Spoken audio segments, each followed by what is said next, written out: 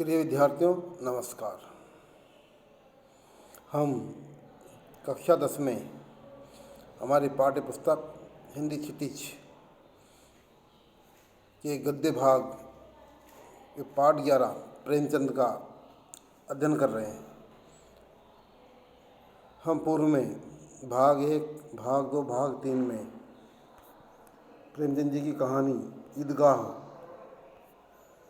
का अध्ययन कर चुके हैं।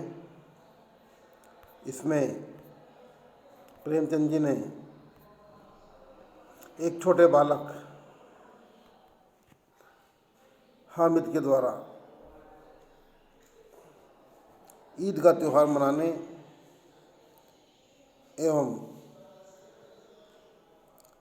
हामिद के द्वारा बड़ों के जैसे बुद्धिमानी से कार्य करने का जो कार्य हामिद ने किया, बुद्धिमान बनकर, उसके बारे में बताया कि एक छोटा सा बालक देखिए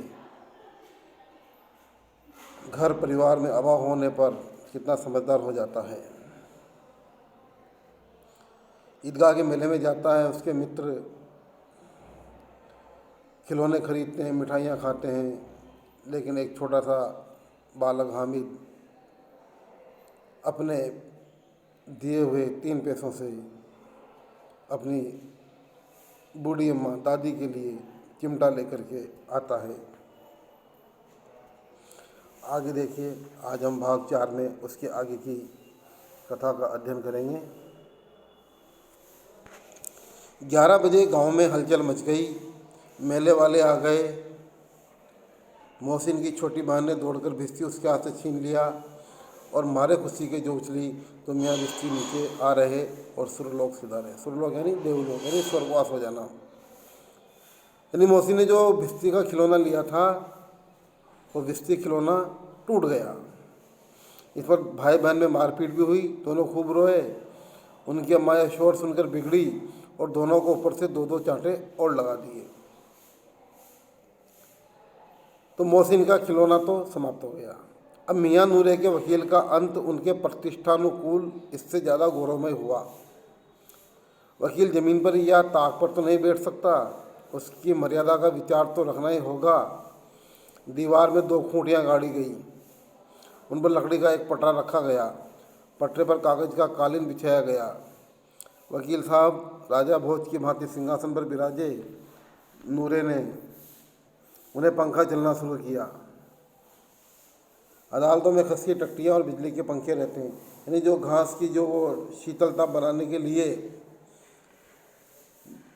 जो दरवाजे पर लगा दी जाती है, जिसमें पानी वगैरह छिड़कते हैं तो क्या उसे ठंडी हवा आती है। तो वकील साहब के लिए उसी प्रकार का एक ऑफिस बनाया गया। उस समय बिजली का पंखा तो था नहीं, तो उन्होंने क्या कि हाथ से पंखा चलना शुरू किया।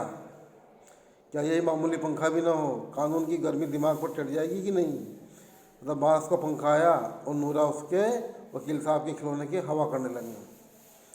मालूम ही नहीं पंखे की हवा से या पंखे की चोट से वकील साहब स्वर्गलोक से मृत्युलोक में आ रहे और उनका माटी का चोला माटी में मिल गया। अर्थात भिश्ती के बाद में मोहसिन का भिश्ती गया, उसके बाद में जो नूरे का वकील साहब था वो वकील साहब का भी वही हाल हुआ। अर्थात वो भी जो पटरे से नीचे गिरे टूट गए और जो मिट्टी का खिलौना था मिट्टी में मिल गया। तो बड़े ज़ोर शोर से मातमानी शोक मनाया गया और वकील साहब की अस्थि भूरे पर डाल दी गई, यानी जो बाहर में कूड़ा करकट होता है, कचरा होता है, वहाँ पर ले जाके डाल दी। 2 खिलौने समाप्त हो गए। अब रहा महमूद का सिपाही। उसे चटपट गांव का पहरा देने का चार्ज मिल गया। सिपाही तो गांव का पहरा देगा, चौकीदारी करेगा, लेकिन पुलिस का सिपाही कोई साधारण व्यक्ति तो था नहीं जो अपने पैरों चले, पालकी पर चलेगा। एक टोकरी आई, उसमें कुछ लाल रंग के फटे पुराने चितड़े बिछाए गए जिसमें सिपाही साहब आराम से लेटे। नूरे ने एक टोकरी उठाई और अपने द्वार का चक्कर लगाने लगे। उनके दोनों छोटे भाई सिपाही की तरफ से सोने वाले जागते रहो पुकारते चलते हैं। सोने वाले जागते रहो अर्थात सोने वाले जागते रहो। जिस प्रकार से सिपाही चौकीदारी करता है, रात में पहरा देता है, उसी प्रकार से महमूद के दोनों भाई भी उसके पीछे पीछे चलते रहे। मगर रात तो अंधेरी होनी चाहिए। अंधेरा किया गया। महमूद को ठोकर लग जाती है। टोकरी उसके हाथ से छूटकर गिर पड़ती है और मियाँ साहब अपनी बंदूक ले ज़मीन पर आ जाते हैं और उनकी एक टांग में विकार आ जाता है, अर्थात टांग टूट जाती है। महमूद को आज ज्ञात हुआ कि वो अच्छा डॉक्टर है, उसको ऐसा मरहम मिल गया है जिससे वो टूटी टांग को आनन फानन जोड़ सकता है। केवल गूलर का दूध चाहिए। गूलर का दूध आता है। गूलर एक पेड़ होता है जिसकी टहनी में दूध निकलता है, बहुत गाढ़ा होता है, वो चिपक जाता है। तो महमूद ने किया, गूलर का पेड़ से दूध लाया और दूध से जो मिट्टी के जो खिलौना था उनका सिपाही, उसकी टांग को जोड़ दी। लेकिन सिपाही को जो ही खड़ा किया जाता है टांग जवाब दे जाती है, अर्थात जो उसका ऑपरेशन किया था, टांग जोड़ने का जो काम किया था, वो शल्य क्रिया असफल हुई। अब क्या करें, एक टांग टूट गई तो महमूद ने क्या किया, उसकी दूसरी टांग भी तोड़ दी जाती है। अब कम से कम एक जगह आराम से बैठ सकता है, एक टांग से तो न चल सकता था न बैठ सकता था। अब वो सिपाही सन्यासी हो गया है और अपनी जगह जगह बैठा बैठा पहरा देता है, कभी कभी देवता भी बन जाता है। उसके सिर का झालरदार साफा, जो पुलिस वाले जो टोपी पगड़ी लगाते हैं, वो भी खुरस दिया जाता है। यानी उसका जितना रूपांतर चाहो कर सकते हो, यानी रूप बदल दिया उसका। कभी उसको देवता बना दिया, कभी घर के दरवाजे में बैठने वाला चौकीदार बना दिया, और तो और कभी कभी तो उससे बांट का काम भी लिया जाता है, तराजू में तोलने का काम भी लेने लग गए। तो ये तीन थे, तीनों की मोहसिन, महमूद, नूरा। उसके बाद देखिए मियाँ हामिद का हाल सुनिए। अमीना उसकी आवाज़ सुनते ही दौड़ी, अमीना ने उसकी दादी, और उसे गोद में उठाकर प्यार करने लगी। सहसा उसके हाथ में चिमटा देखकर वो चौंकी। अमीना ने सोचा था कि मेरा बेटा हामिद आएगा तो खिलौने मिठाइयाँ वगैरह लाएगा, लेकिन जैसे उसने देखा कि उसके हाथ में चिमटा है, उसका आश्चर्य हुआ, चौंक पड़ी। ये चिमटा कहाँ था? हामिद कहता है कि मैंने मोल लिया है। अमीना कहती है कितने पैसे में? हामिद 3 पैसे दिए। अमीना ने छाती पीट ली, यानी बहुत दुख हुआ उसको। ये कैसा बेसमझ लड़का है कि दोपहर हुआ, कुछ खाया न पिया, लाया क्या चिमटा। सारे मेले में तुझे और कोई चीज़ न मिली जो लोहे का चिमटा उठा लाया। हामिद ने अपराधी भाव से कहा, तुम्हारी उंगलियां तवे से जल जाती थी इसलिए मैंने उसे लिया। देखिए कितना समझदार बालक है। मेले में भी उसको अपनी दादी का ख्याल आया कि दादी चूल्हे में जब रोटियां बनाती है तो है ना। आगे देखिए, बुढ़िया का क्रोध तुरंत स्नेह में बदल गया। जिसे हामिद ने कहा ना कि तुम्हारी उंगलियां तवे में जल जाती है, तो बुढ़िया को बड़ा प्यार आया उसके ऊपर, बड़ा स्नेह। देखो कि इस छोटे से बालक को मेरी कितनी चिंता थी। और स्नेह भी वह नहीं जो प्रगल्भ होता है, थोड़ी देर का स्नेह नहीं हुआ वो, तो अपनी सारी कसक शब्दों में बिखेर देता है। यह मुँह के स्नेह था, चुपचाप मन ही मन में बड़ा प्रेम आया दादी को हामिद के ऊपर। खूब ठोस, रस और स्वाद से भरा हुआ। बच्चे में कितना त्याग, कितना सद्भाव, कितना विवेक, यानी कितना समझदार बालक है हामिद। मन में सोच रही है वो कि दूसरों को खिलौने लेते और खाते देखकर इसका मन कितना ललचाया होगा। इतना जब्त इससे हुआ कैसे?